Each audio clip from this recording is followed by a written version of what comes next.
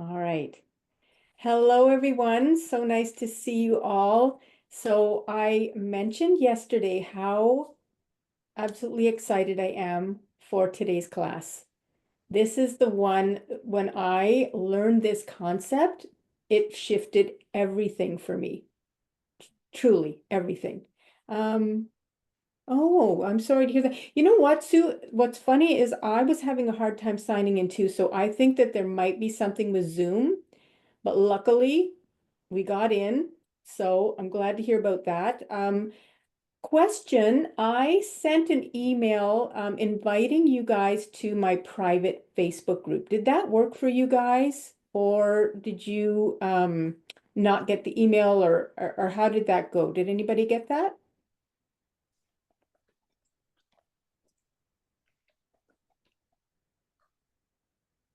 I did not get the email. Okay, Yeah, so I didn't get the and you email. didn't either? Okay. So if you guys are on Facebook, then what I can do is maybe invite you that way.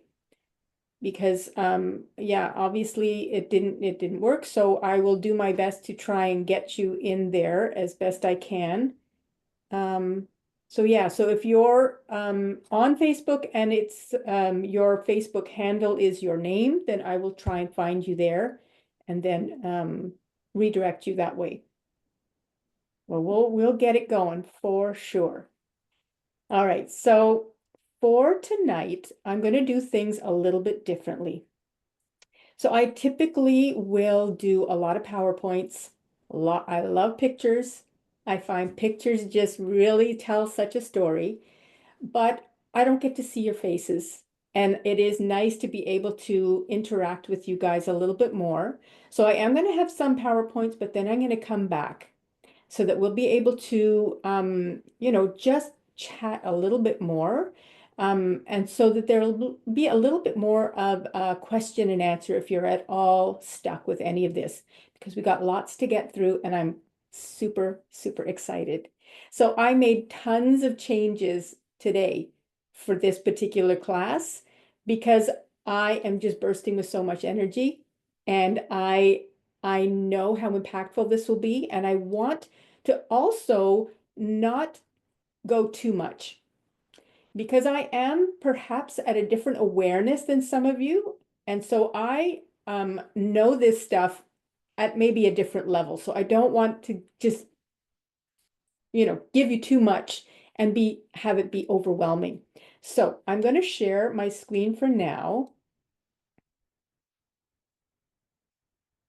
And I want to start with this question because, of course, yesterday we did um, a class on goals. And with these goals, um, I'm wondering, how did everyone do with writing out their wants? I think probably for some of you, it might have been hard. I know some of you in the chat yesterday was mentioning that you were a 10, and I mean, that's so phenomenal. Sometimes what we're going to do is we're going to reassess those goals and we are going to see if perhaps the goals that we're setting are kind of linear goals, or we're not really setting big goals. We're setting goals that have a bit of limitation in them. So we're going to go over that again because everything in this material is about belief. And what we're going to talk about today is why we're not going after or why we're not achieving the things that we truly, truly want. So I'm going to share my screen again. I'm going to be doing that. I'm going to hop in and out because I don't want to miss you guys. So what percentage of goals are achieved? So this is a question I want you guys to ponder. So I want you to put in the chat, what do you think of people that have goals? Because a lot of people don't even have goals. So of the people who have goals, what percentage of them do you think actually achieve those goals? So what do you think? What are your kind of numbers? What percentage do you think people have that actually achieve them? Yeah, it's interesting, isn't it? Not too many, 20%. Okay, yeah, that's definitely a possibility. 10%, okay. And we've got two more people. What do you guys think would be the percentage of people when they're making that big goal actually go and get them and have them and achieve them?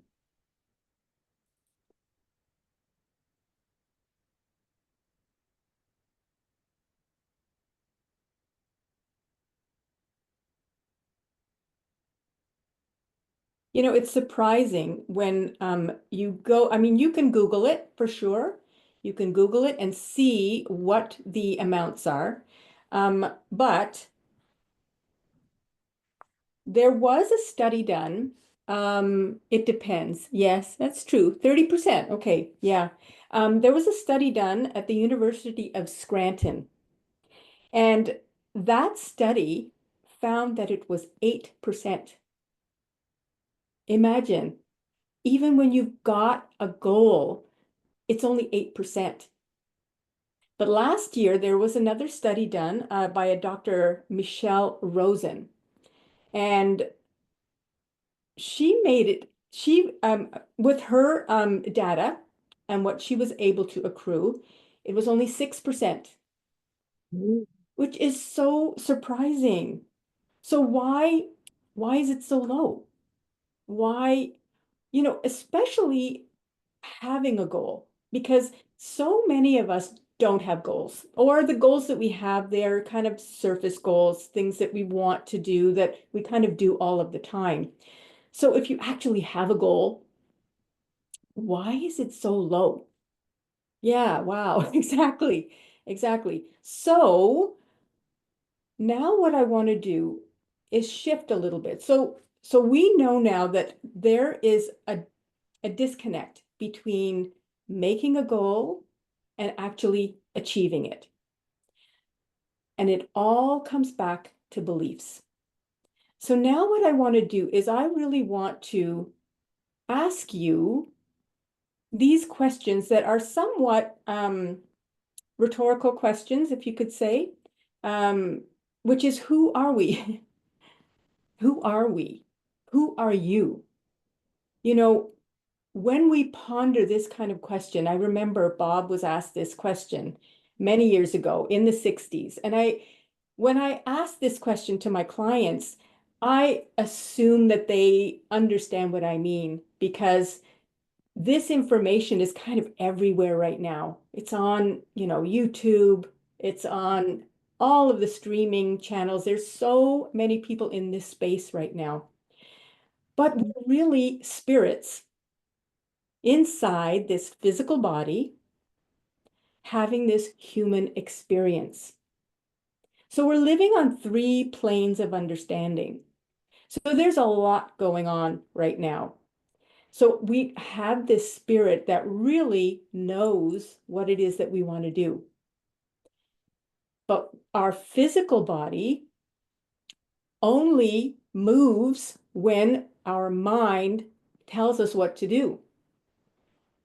And the mind is controlled by the paradigm, by our habits, by our belief system. So I want to ask you, if I were to ask you something, whether or not you guys have animals or not, if I'm going to ask you, what does your dog look like? And you're probably saying, okay, we just were talking about the mind and spiritual beings and who we are. And I'm asking you what your dog looks like. But bear with me. So, what does your dog look like? I bet you in the moment that I asked you, whether it's a dog or a cat or anything like that, a picture came on the screen of your mind. So then I say, what does your door look like?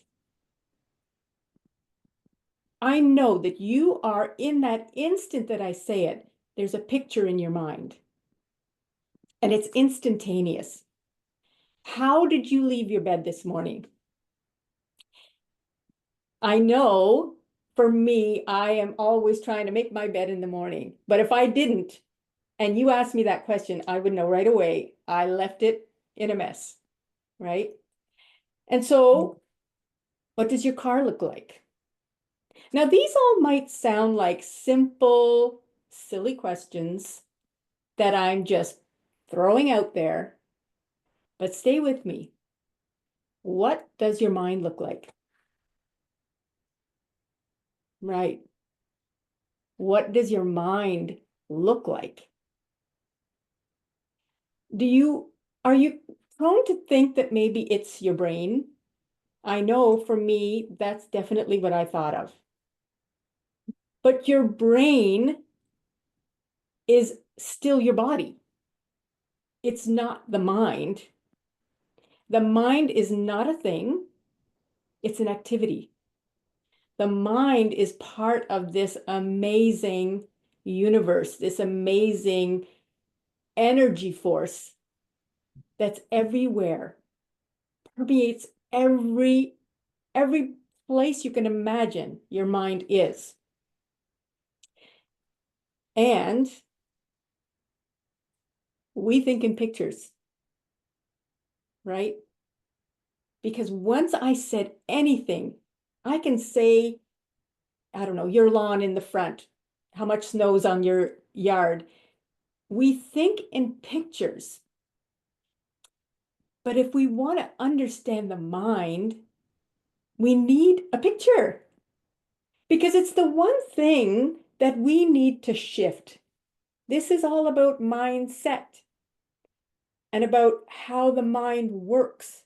But if we want to change the mind, if we want to shift our paradigm, if we want to change our self-image, what is the picture we're holding inside of what that looks like?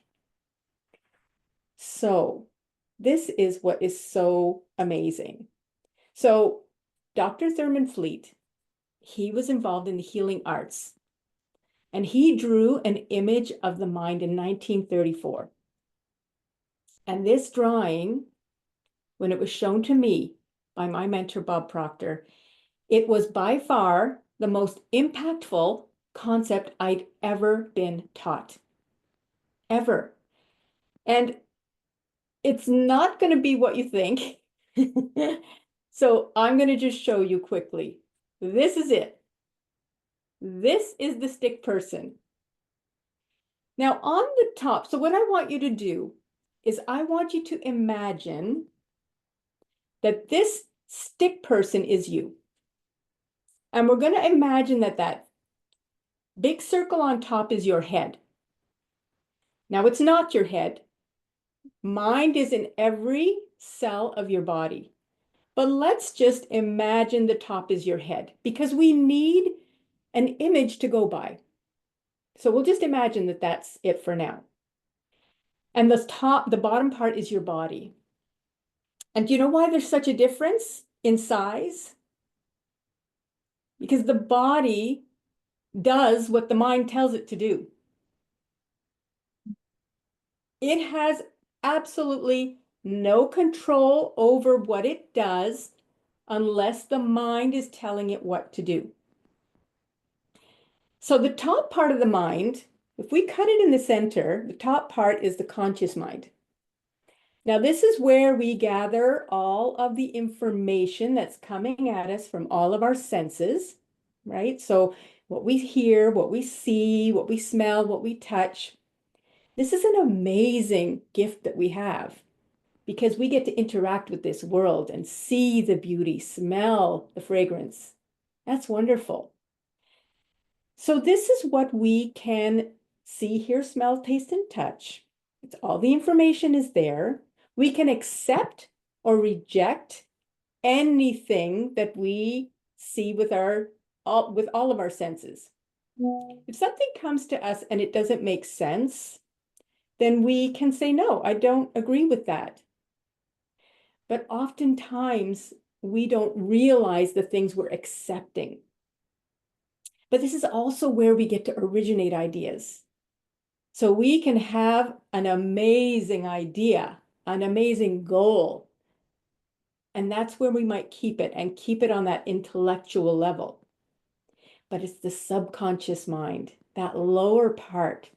That's where the gold is, because that is also the subconscious mind is how we act. It is our default of how we move, how we make decisions, how we meet and greet people.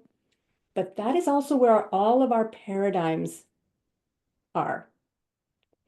And if those paradigms are not to your liking, if your results aren't to your liking, your paradigm is in control. So that's where we need to shift things, because in your subconscious, you cannot reject. So like I was saying, you might have an idea in your mind.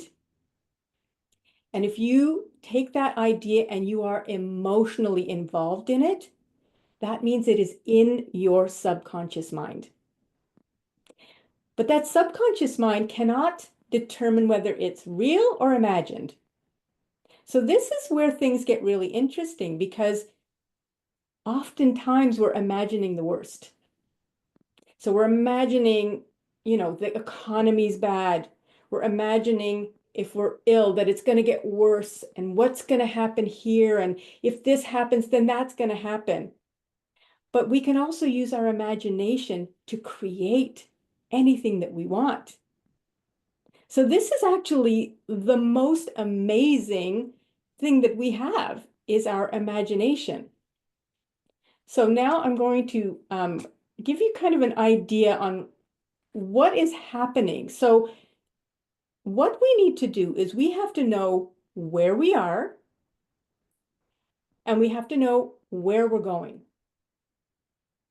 So you've got your goal and you've got where you are. It seems pretty simple, right? I mean, if you have a goal and you know where you are, you're good to go. But if it's so simple and so obvious, why are so many people stuck? For the longest time, Earl Nightingale, who wrote The Strangest Secret, and he wrote so many amazing programs, he believed it was about the goal, right? If you don't set the right type of goal. So we talked about that yesterday, A, B, and C type goals. You want that goal that's a fantasy. That's really, you are in love with that goal. But that is not necessarily the problem. The problem is where you are now. So if we look at where we are now, this is where our paradigms are. So these are the things that are holding us back. Once we find out what the paradigms are, that's when everything changes. That's when you liberate yourself from these paradigms, these beliefs, these limiting beliefs that are there. So, like I say, school gave us valuable knowledge, right? However, school never taught us how to alter the paradigm. We were just taught to read the book and memorize it. So therefore, we frequently do not do what we already know how to do. And no wonder we are so confused. So you've got all this knowledge, all of this degrees, but you have inferior results. And of course, there's confusion and frustration. Imagine all of these people who have graduated from university, who are CEOs in business, who have amazing knowledge, but their paradigm is still controlling their results. It's not what they know in the conscious mind. It's the paradigm. It's in the subconscious mind, that part of the mind that you have really no idea what is controlling you. You want to go a certain way and you are just not doing it. You already know. I don't have to teach you how to do anything. You already know how to do it all. But it's shrinking that gap between what you know and what you're doing. And it seems the more we know, the bigger the gap between what we know and what we're doing. And that's what we're going to do today. We are going to shrink that gap. So let's look at your paradigm. Look at the areas in your life that your paradigm has enormous control over. It controls your perception, the use of time, your creativity, your effectiveness, your knowledge, your logic. And once you understand that, you will have permanent change. And it's huge because you get to understand why you're looking at things a certain way. And once you understand that, it is permanent because then that paradigm it no longer has control over you. So the paradigm is a huge problem for everyone. And the paradigm is a mental program that has almost exclusive control over your life. And almost everything is habitual. So now what I want to do is I want to do something a little bit different tonight. And if you have a piece of paper and a pen, we're going to do an exercise right now in real time. And this is going to open your mind to the paradigms that are controlling you right now. And I am going to do it with you because I've got big goals. I know what I want to do, and sometimes I am not doing it.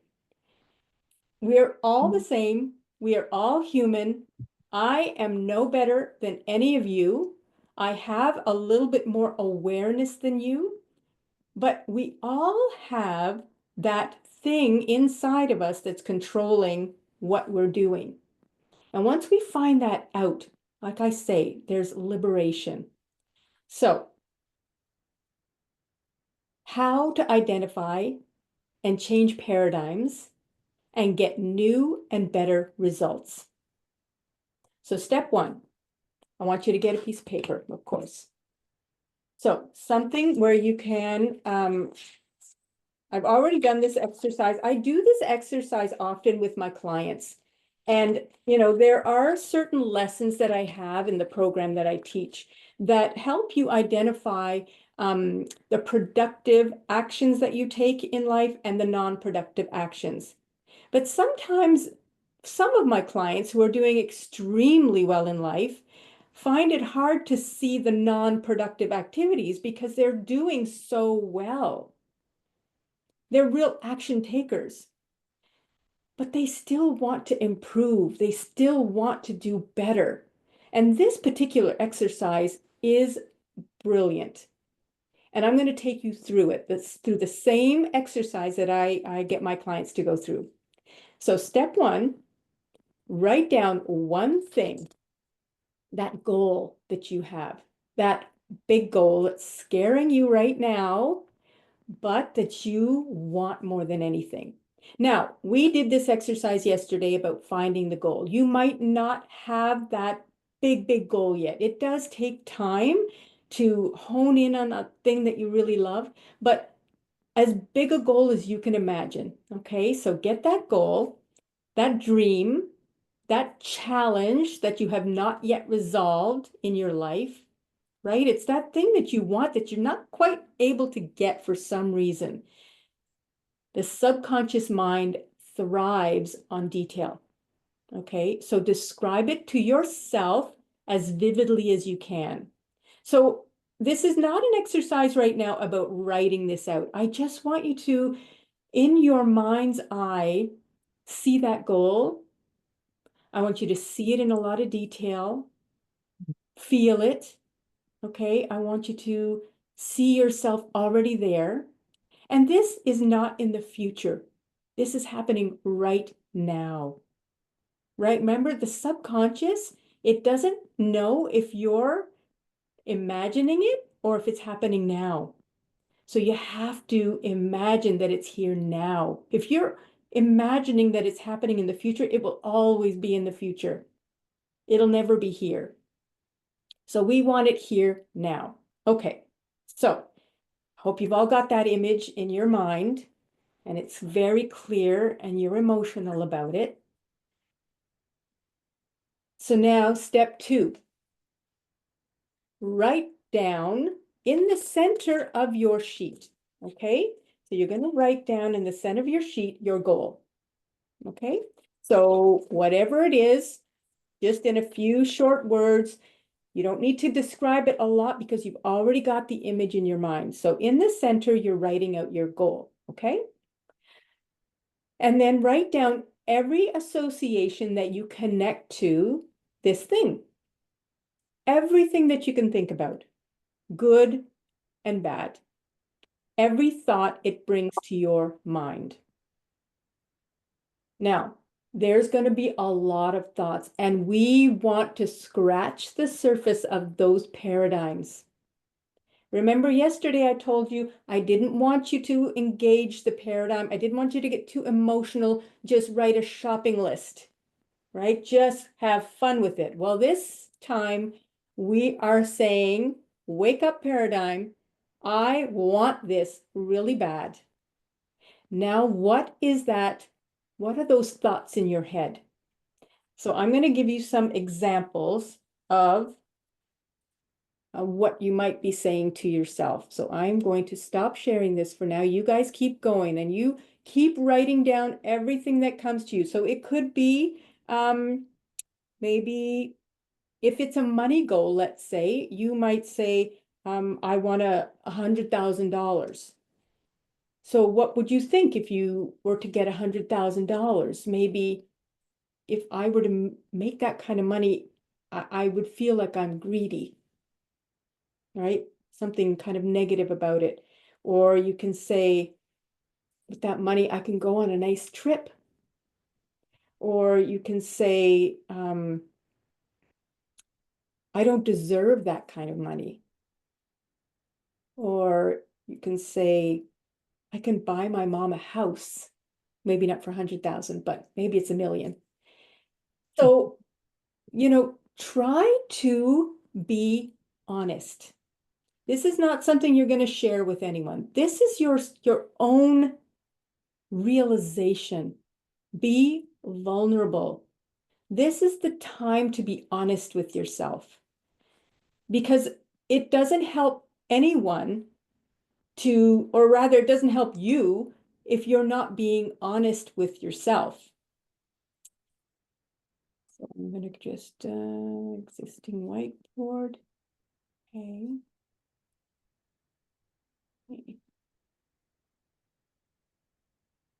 All right. So here's our stick person. I drew this earlier just because I thought it would take too long for me to try and draw this in real time. So we've got the stick person. We've got the idea on top here. And it might be an amazing idea, whatever it is. Say you want to make $1 million. And that idea goes into the conscious mind. Nothing's happened yet. This is right now just a logical thought. You're not emotional about it because you're not really invested in it. It's just an idea. But then you start to think how amazing that would be to have that goal. And then it goes into your subconscious, which the Greeks called the heart of hearts. That's what they meant by that. The heart is where you are emotional. And that's where you really start believing maybe it could happen. But that's when the paradigm starts showing up. And it's going to start saying a lot of nasty things about why you can't have it, why you shouldn't have it. But there's also good things that it's saying too. So I want you to put everything down in there. Let's see what else I have in here. Okay. Existing boards. Okay, so I'm going to stop sharing that. I just wanted to give you just some visual on that. And so how are you guys doing for your list? Okay, let's stop sharing now. Okay. Okay, perfect. All right. I think our mind is like a blank sheet and we are responsible for filling it with the proper beliefs. Very, very good, Hiba. That is so, so insightful. And that's exactly what happens.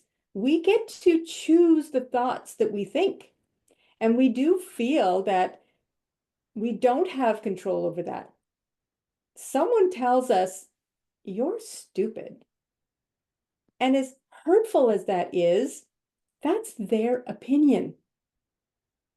We get to choose if we believe that or not. But if it does become a belief, if you feel that emotion when they say it, that will then be deposited in your subconscious mind, almost without you knowing it, because it's that emotion. It's like a magnet and it sticks to you. So we have to see all of those things for what they are. And I want you to look at all of those things that you've written that are connected to your goal. So let me share again. Okay,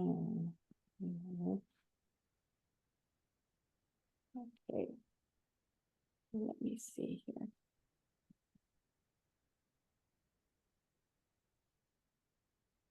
Alrighty, let's see if I can share my. Okay. All right, so that was step 2. Now, step 3. It's time to address the paradigms and ask why. Zero in on 1 or 2 of the most powerful paradigms, the ones that have the biggest negative impact. And there's a reason why we do 1, maybe 2. Because if you do more than that, it's too overwhelming for the mind. It's like trying to do 5 things at the same time. You end up doing nothing. Don't overwhelm yourself. Choose 1 or 2 of the most negative things that you can see there. And ask yourself, why do I think this? Where does it come from? Where did I get such an idea? And you can often trace it back to when we were kids, or somebody said something to us. Sometimes we don't even know what it is, but you have to ask yourself, is this true? And I'd say 9 times out of 10, it's not true. But it is a belief that has been so deeply ingrained in our subconscious that we don't even think about it. It's just automatic. I'm just not good enough. I'm not worthy. I don't deserve it. What are they going to say about me? They're going to think that I'm trying to be too big for my britches. You know, it doesn't matter what they think. Oftentimes, we are living someone else's dream. And I want you to live your own dream. It doesn't mean that you push everyone aside. You can still champion everybody else, and you can still be loving of these people around you. But that doesn't mean that your dreams are put on the back burner. You get to have those dreams and you get to go after them with joy. You know, one of the things that I had as the things that I circled was that I didn't have permission. I didn't have permission to do the things that I wanted to do. Now, when you circle something like that and you see it right on the page, and one of my mentors always said to me, get it out of your head and put it on the page. And if you're still having a hard time, it's still in there. Get it out of you and put it on that page. And when you look at it, sometimes it's pretty shocking. Sometimes it's pretty emotional. And sometimes you'll think to yourself, could I think that thought? So it is very telling. So then what I want you to do is you pick one or two at the very most. And I want you to switch it. I want you to flip it. So if I said that I feel that I don't have permission to do the things I want to do, maybe I will say, I'm so happy and grateful now that I do the things that bring me joy. Right? So you are going to find a way to turn that thing around. And you're going to say that to yourself over and over and over. So for example, if your paradigm is you'll never earn a lot of money, your affirmation might be, I am so happy and grateful now that money comes to me in increasing quantities through multiple sources on a continuous basis. Why not? Right? Money is actually a really, really good goal. And I'll tell you why. Because a lot of people have money paradigms too. So if you have a money goal, people are like, or you might start to think, oh my gosh, I shouldn't be asking for that. Money is the root of all evil, or whatever the thing is that you connect with it. But you can really quantify it. You can see if you've got more money. It's hard if your goal is to be happy. It's not quantifiable. We all want to be happy. But how do you know if you've achieved your goal? Another one you can say is, I am a magnet for money. I now have all that I want. So whatever that thing is that you have, I want you to flip it. And that's going to be your affirmation. And you have to say it over and over and over and over again. Because repetition is key. That is the one thing that Bob used to tell me. You cannot do something once and have it be done. It's like reading a book. It's like all that information in our conscious mind. We've got a library of information, but we're not doing it. We're not doing the thing we want to do. We want it logically. We're thinking about it. If I were to ask you, do you think you could do that thing? Sure, I could do it. You think you can be successful? Of course I can. I know I can. But then why aren't you doing it? This is the thing. This is the thing. Then if we are honest with ourselves and we take responsibility for the results that we have, we get to do whatever we want. And we get to override that paradigm that's controlling us right now. So this is the importance of repetition. You can't change your paradigm with self-will alone. In fact, there are only two ways to change a paradigm. One is through an emotional impact. They're often negative. And this is when something hits you so hard that your life will never be the same. It's usually negative, but it can also be something positive. But you don't know when it's going to happen. So we don't want to keep waiting for something to hit us in the head to just say, okay, I'm done. I'm tired of this. I'm going to do the thing I wanted to do. But repetition is the second way.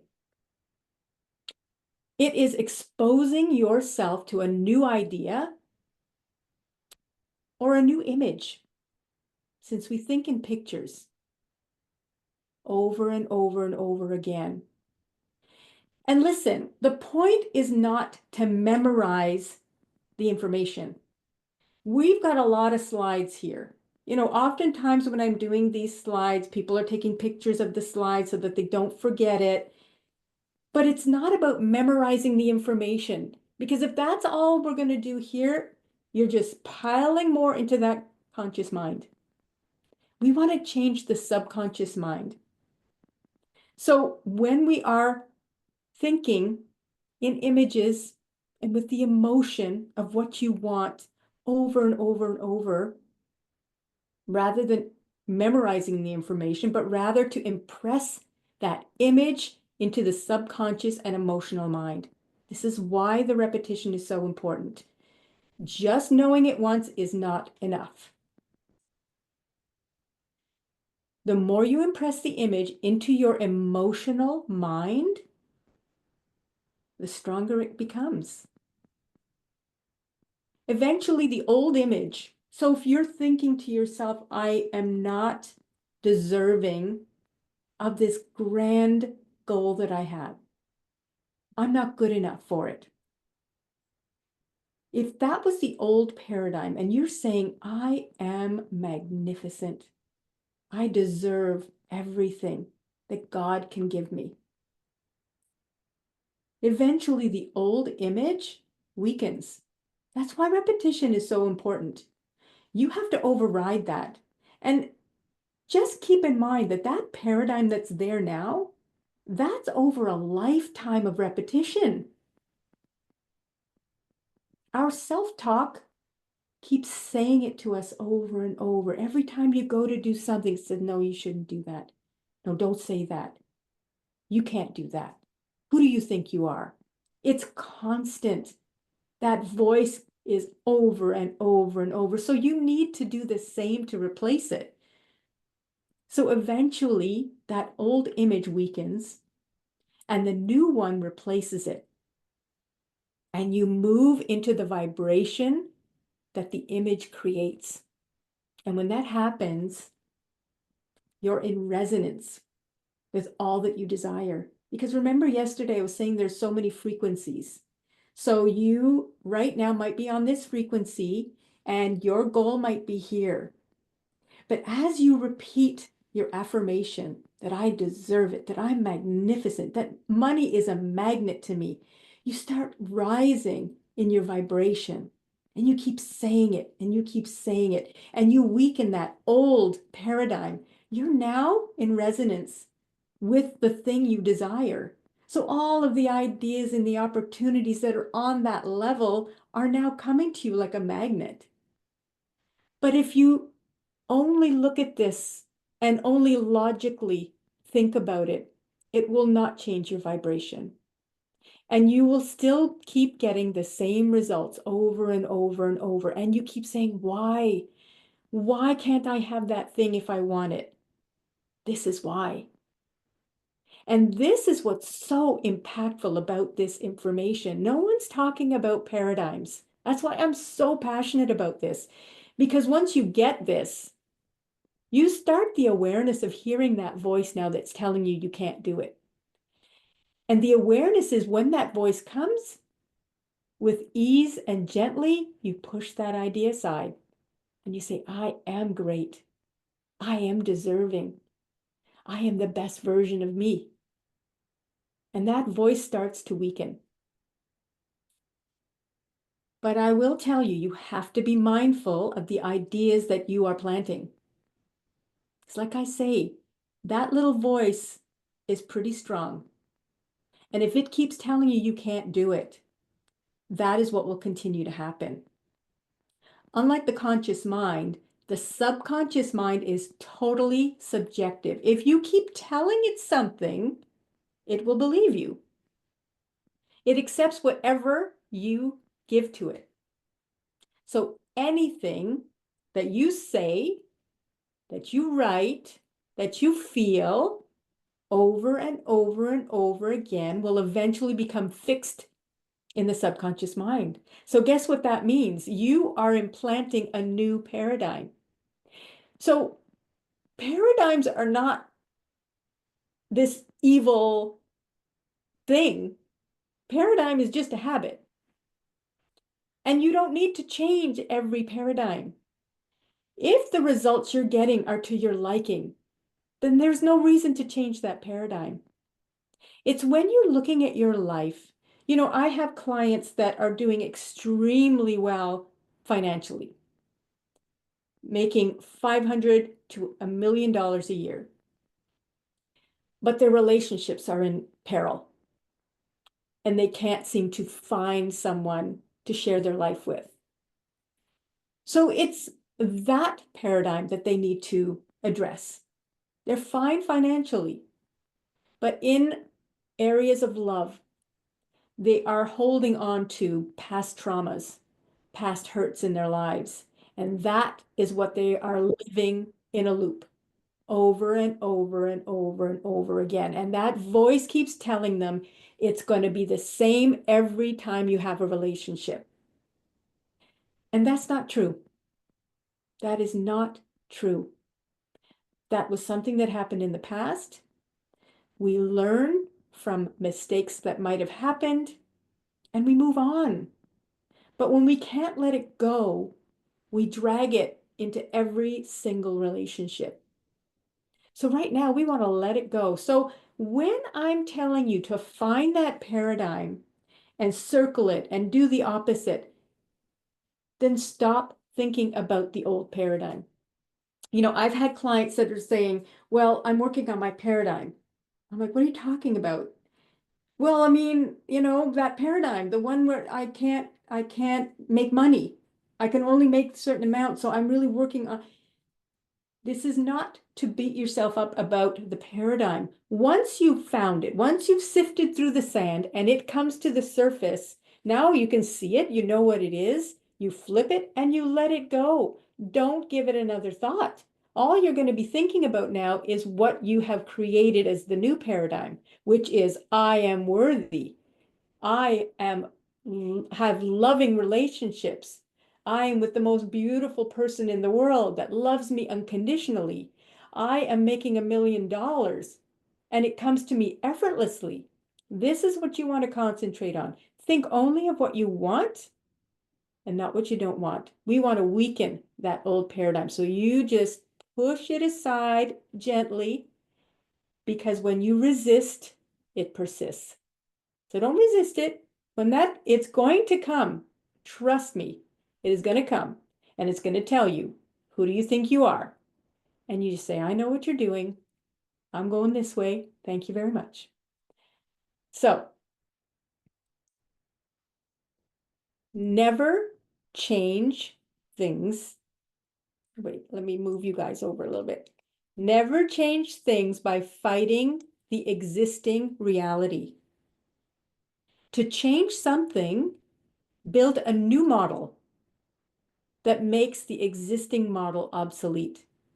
So there's no point in resisting the things that are happening now. If it's not to your liking, don't try and fight it. Don't try and say, well, yeah, well, it's not working because of this and that's not fair. And how come they did that to me? And this is not my fault. And that when we see something that's not working for us, use it as feedback and say, okay, that is not the way I want things to be. So instead of fighting that, I'm going to create what I want. Use your imagination, that beautiful mental faculty that you have to create the life that you want.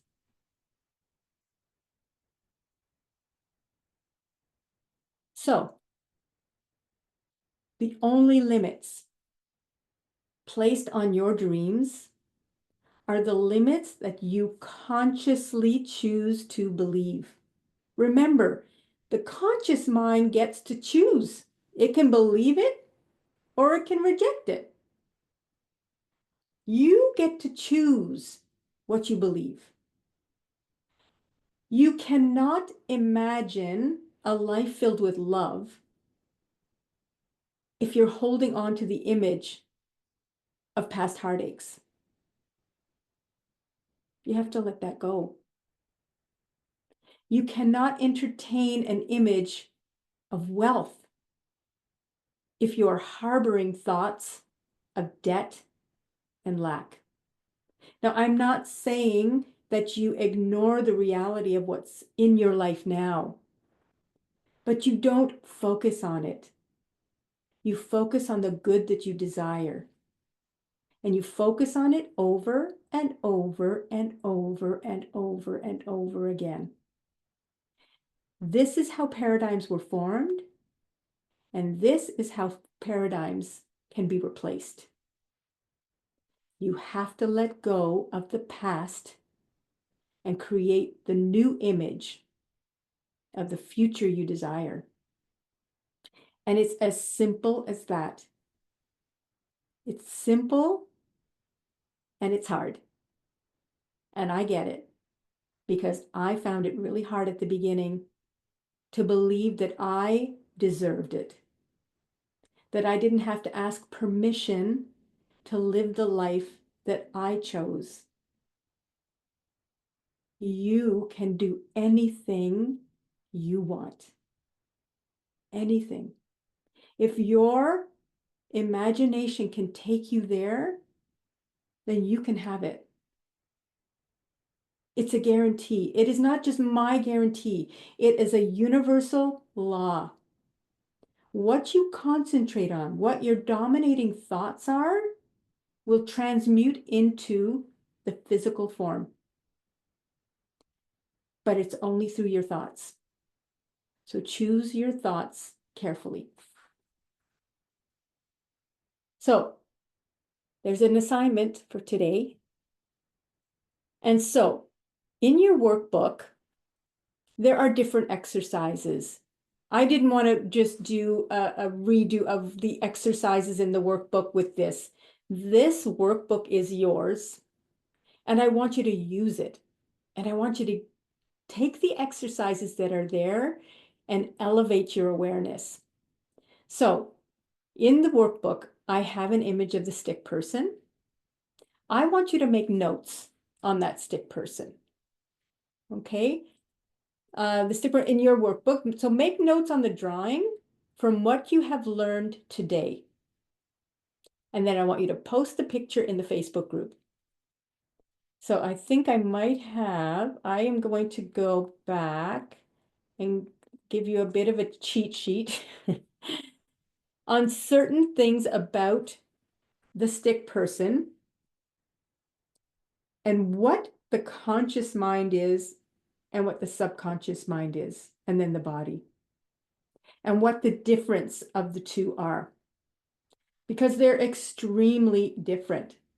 Your conscious mind can accept or reject. It can originate ideas, but the subconscious mind is really the emotional mind, and it's the doing mind. It is what controls the body. So that is it for today's class, and I'm super excited about it, as you can probably tell. So do you guys have any questions tonight on what we covered today?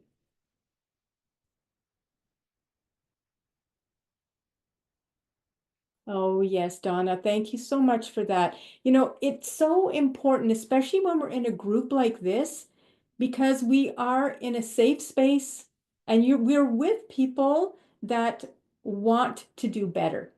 So when we're vulnerable and when we can really share these things, it might be helping someone else as well as helping ourselves.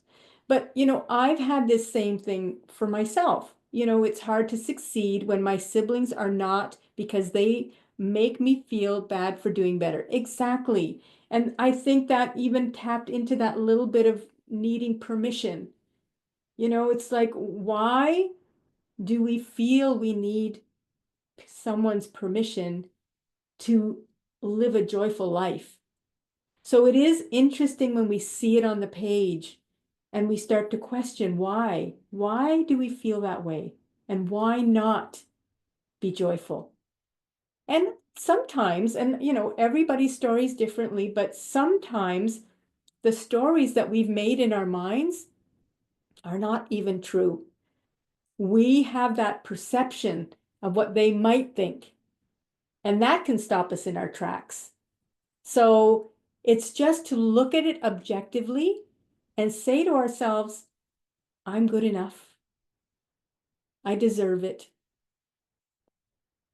And I can do anything that I want. So if nobody has any questions, we will probably stop for tonight. I'm always shocked that I can talk for an hour.